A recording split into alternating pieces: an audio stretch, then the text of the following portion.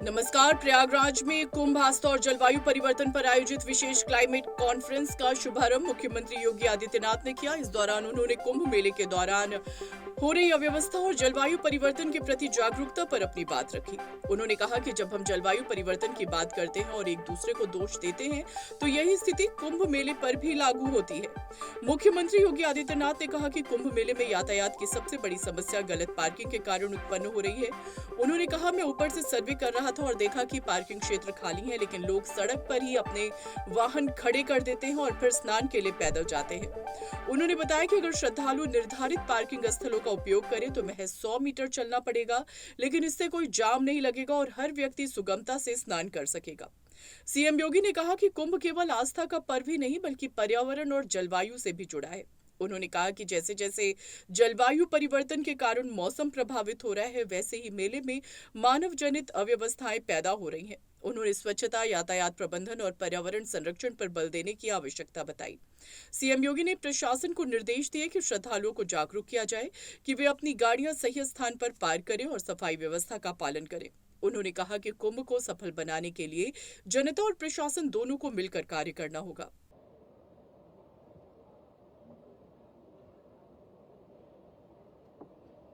महाकुंभ प्रयागराज में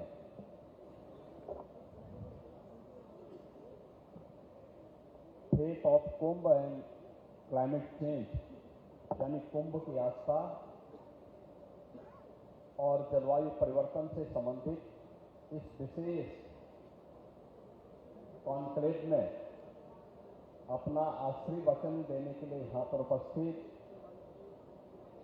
जगतगुरु शंकराचार्य पूज्य स्वामी वासुदेवानंद सरस्वती जी महाराज, परमार्थ आश्रम के परमाध्यक्ष पूज्य संत स्वामी चिदानंद सरस्वती मुनि जी महाराज,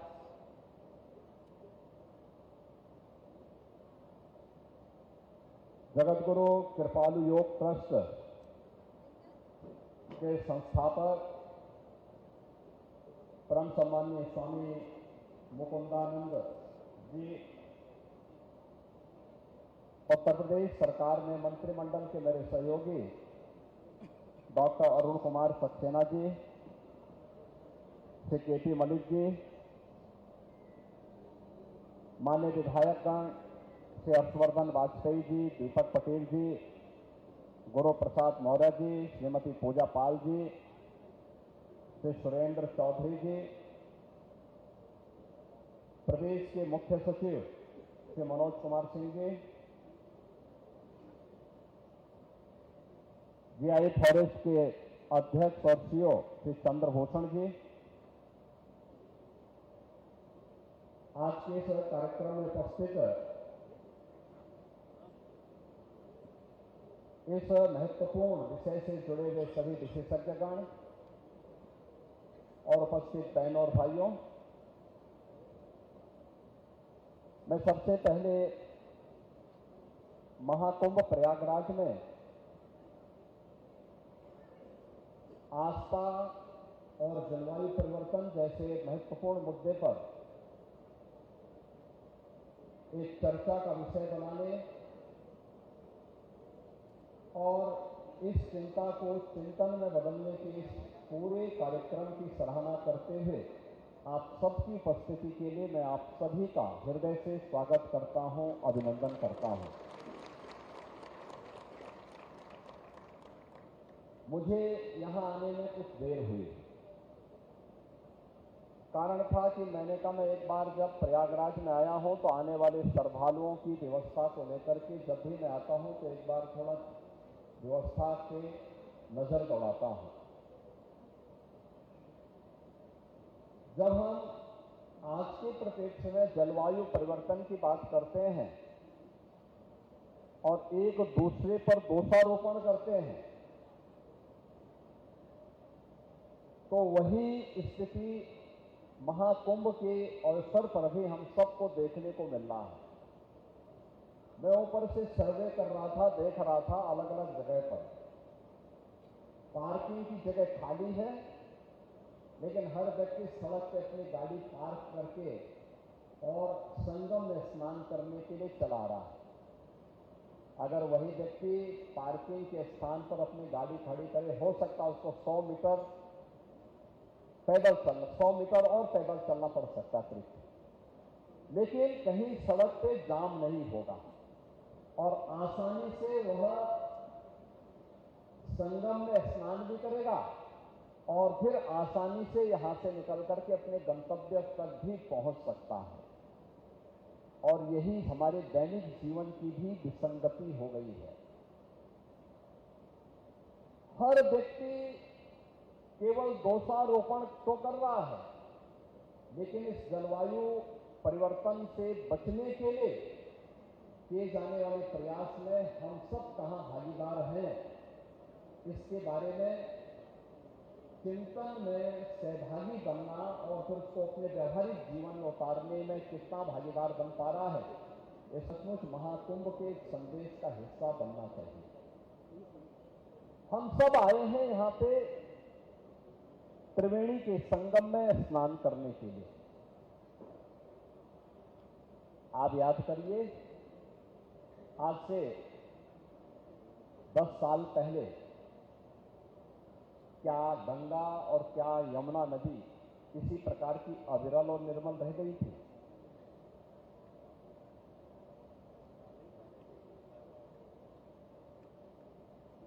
हमारा अथर्ववेद कहता है, माता भूमि पुत्रोहम पृथिव्या। यह धरती हमारी माता है, हम सब इसके पुत्र हैं। हम जब अपने वैदिक सूत्रों में ढूंढते हैं तो हमें शांति पाठ में इस चराचर जगत के कल्याण की हम बात करते हैं, लेकिन दैनिक जीवन में हम स्वयं के मार्ग में, कल्याण के मार्ग में स्वयं बैरियर बनकर के खड़े हो जाते हैं।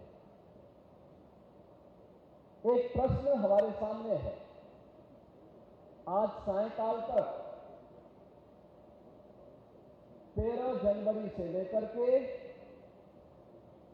16 फरवरी के बीच इन 33 दिनों में 52 करोड़ श्रद्धालु मां गंगा, यमुना और मां सरस्वती की इस पावन त्रिवेणी में आस्था की डुबकी लगा चुके होंगे। 52 करोड़ लोग तब यहां डुबकी लगा पा रहे हैं जब मां गंगा और यमुना में और मां सरस्वती की कृपा से अविरल जल है। और जो भी डुबकी लगा रहा है वो एक आध्यात्मिक ऊर्जा का अनुभव करके अपने अनुभव को जब अपने गांव में और अपने आसपास के क्षेत्र में साझा कर रहा है, तो वहां से फिर बड़े पैमाने पर श्रद्धालु आकर के इस पूरे आयोजन को इस रूप में सफलता की नई ऊंचाई तक पहुंचा रहे हैं कि दुनिया का ये सबसे बड़ा आयोजन बन गया, सबसे बड़ा आयोजन बन गया। आयोजन बड़ा है, स्वाभाविक रूप से हर व्यक्ति के मन में एक जिज्ञासा भी है। कल दुर्भाग्य से नई दिल्ली रेलवे स्टेशन पर एक दुर्भाग्यपूर्ण घटना घटित हुई। मैं इस अवसर पर उन सभी पुण्य आत्माओं को विनम्र श्रद्धांजलि भी अर्पित करता हूं, लेकिन बहनों और भाइयों, हम सबको सोचना होगा कि कार्बन उत्सर्जन का और पर्यावरण के प्रदूषण का कारण भी जलवायु परिवर्तन है। और जलवायु परिवर्तन का ही कारण हमारी अविरल इस धरती माता की धमनियों के रूप में जिन नदियों को कार्य करना चाहिए था, वे सूखती जा रही हैं। अनुमान करिए, अगर शरीर की रक्त धमनियां सूख गई तो शरीर की स्थिति क्या होगी? और ऐसे ही धरती माता की स्थिति भी है। अगर धरती माता की धमनियां सूख गई या प्रदूषित हो गई, जिन धमनियों से रक्त का प्रवाह होना चाहिए, अगर वहां पे रक्त का प्रवाह होने की बजाय वहां पे पॉल्यूशन आ जाएगा, गंदगी आ जाएगी, तो शरीर की जो स्थिति होनी है वही स्थिति धरती माता की भी हो रही है, जो हम अपने स्वार्थ के लिए नदियों को के जीवन के साथ खिलवाड़ कर रहे हैं, धरती माता के साथ खिलवाड़ कर रहे हैं। और इन्हीं बातों को ध्यान में रख करके सिंगल यूज प्लास्टिक को पूरी तरह बैन किया गया। देश के अंदर प्रधानमंत्री मोदी जी ने घरों में ईंधन के रूप में जंगलों को काटने, कोयले का उपयोग करके जो कार्बन उत्सर्जन हो रहा था, उसकी जगह ग्रीन ईंधन के रूप में एलपीजी के 10 करोड़ से अधिक कनेक्शन फ्री में उपलब्ध करवाए, जिससे लोग इसका उपयोग कर सकें। उत्तर प्रदेश में पिछले 8 वर्ष के अंदर हमारी सरकार ने 210 करोड़, नोट करना, 210 करोड़ वृक्षारोपण किया। और 210 करोड़ में जो वृक्षारोपण किए, इनमें जो हमने वन विभाग के द्वारा करवाए, इसमें 70 से लेकर 80% पौधे सुरक्षित हैं। और जो हमने विभिन्न संस्थाओं के माध्यम से कराए, उसमें भी 60 से 70% पौधे सुरक्षित हैं। फॉरेस्ट कवर को बढ़ाया गया। डीजल से चलने वाली बसेज के स्थान पर इलेक्ट्रिक बस को प्राथमिकता दी, उसको प्रमोट किया, उसके लिए पॉलिसी बनाई, उसके लिए अनेक कार्यक्रम बढ़ाए। मर चुकी नदियों को फिर से पुनर्जीवित करने का काम किया।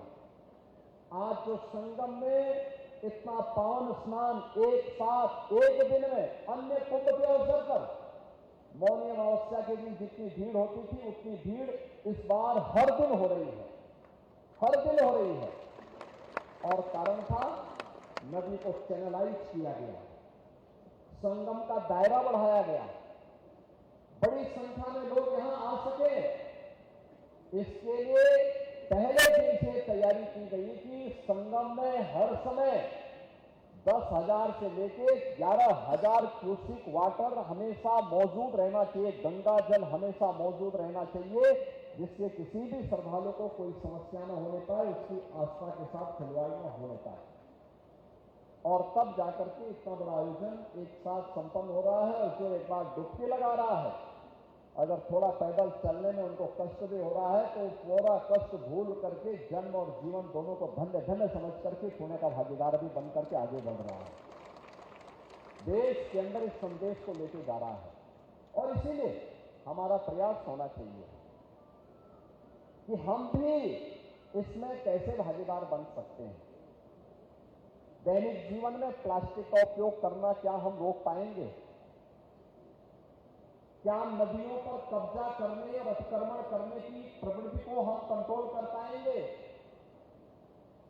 वन्य जीवों के प्रति क्या हमारे मन में भी संवेदना जागृत होगी? क्योंकि जैसे हमारा व्यक्तिगत जीवन चक्र है, ऐसे ही इस धरती माता का भी अपना एक जीवन चक्र है। हम दोनों को एक साथ जोड़ करके देखेंगे, तब यह सृष्टि रहेगी, एक चराचर जगत रहेगा। और तब जीव सृष्टि भी रहेगी, जंतु सृष्टि भी रहेगी। और जो आज चंद्रभूषण जी ने अपने 4 स्लाइड के माध्यम से बहुत कुछ कर लिया है, मुझे लगता है वह हम सब के लिए एक नई प्रेरणा होगी। और अनंत काल तक महाकुंभ जैसे आयोजन इसी भव्यता के साथ, इसी दिव्यता के साथ, अविरल और निर्मल मां गंगा और मां यमुना के दर्शन के साथ साथ हम लोगों के इस आयोजन के साथ जुड़ने का अवसर प्राप्त होता रहेगा। सभ्यता और संस्कृति इसी प्रकार से फलती फूलती रहेगी। और अन्यथा क्या स्थिति है? जलवायु परिवर्तन का दुष्परिणाम, लाइटनिंग की घटना, आकाशीय बिजली गिरने की घटना। मुझे याद है 2 वर्ष पहले एक ही दिन में आकाशीय बिजली से मिर्जापुर से लेकर बिहार तक 90 लोगों की मौत हुई थी 1 घंटे के अंदर, आकाशीय बिजली गिरने से। आज टेक्नोलॉजी इंप्रूव हुई है, काफी बढ़ी है। अर्ली वार्निंग सिस्टम बहुत सारी जगह लगाए गए हैं, लेकिन इस संबंध में बहुत कुछ किए जाने की आवश्यकता है।